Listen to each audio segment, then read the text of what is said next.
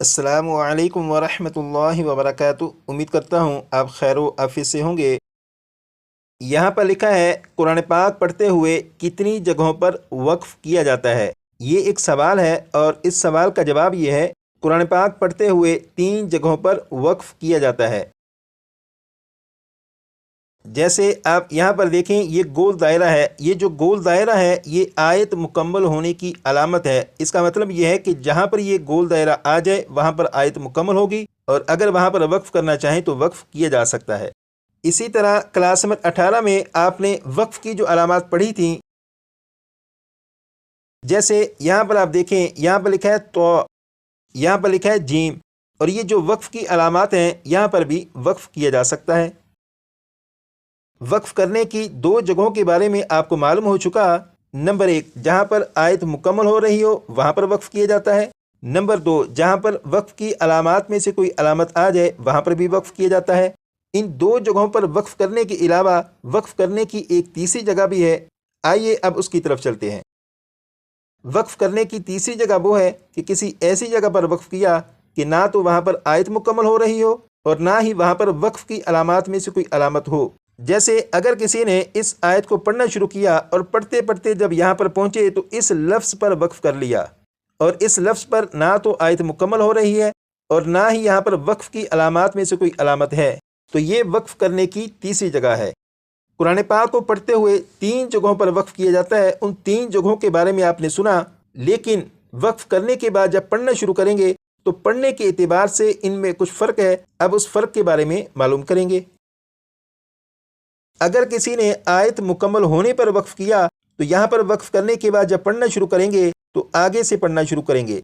जैसे बिस्मिल्लाहिर्रहमानिर्रहीम, यहाँ पर वक्फ़ किया शदीदुल इक़ाब, और फिर पढ़ेंगे ज़ुय्यिना, यहाँ से शुरू करेंगे।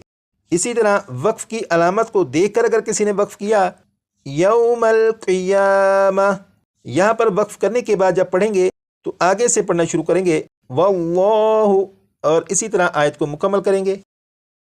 अगर किसी ने किसी ऐसी जगह पर वक्फ़ किया कि जहाँ पर ना तो आयत मुकम्मल हो रही थी और ना ही वक्फ़ की कोई अलामत थी, जब वहाँ पर वक्फ़ करेंगे तो वक्फ़ करने के बाद जब पढ़ना शुरू करेंगे तो आगे से पढ़ना नहीं शुरू करेंगे, बल्कि जिस लफ्ज़ पर वक्फ़ किया वक्फ़ करने के बाद जब पढ़ना शुरू करेंगे तो उसी लफ्ज़ को पढ़कर आगे से पढ़ना शुरू करेंगे या उस लफ्ज़ के पीछे से मिलाकर आगे फिर पढ़ना शुरू करेंगे। जैसे अगर किसी ने यहाँ पर वक्फ़ कर लिया, यहाँ से मैं पढ़ना शुरू करता हूँ वअंज़ल मिनस समाइ माअन फ़अख़रज, यहाँ पर अगर वक्फ़ कर लिया, यहाँ पर वक्फ़ करने के बाद आगे वाले लफ्ज़ से पढ़ना शुरू नहीं करेंगे, बल्कि इसी लफ्ज़ से शुरू करेंगे या पीछे से मिलाकर पढ़ना शुरू करेंगे। जैसे यहाँ पर अगर वक्फ़ किया, अब मैं यहीं से शुरू करूँगा फ़अख़रज बिही मिनस्समराति रिज़्क़न लकुम। इसी तरह अगर किसी ने इस आयत को पढ़ना शुरू किया और पढ़ते पढ़ते जब यहाँ पर पहुँचे और यहाँ पर आकर वक्फ़ कर लिया, तो यहाँ पर वक्फ़ करने के बाद आगे वाला हिस्सा शुरू नहीं करेंगे, बल्कि अगर यहाँ पर वक्फ़ कर लिया तो यहाँ से पीछे से मिलाएंगे और फिर पूरी आयत को पढ़ेंगे।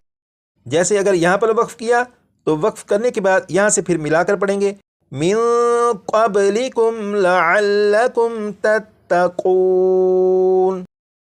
वक्फ़ करने की 3 जगहों के बारे में भी आपको मालूम हो चुका। वक्फ़ करने के बाद आगे से किस तरह पढ़ना शुरू करेंगे वो भी अल्हम्दुलिल्लाह आपको मालूम हो चुका है। यहाँ पर लिखा है क्लास 14 से क्लास 18 तक दोहराई।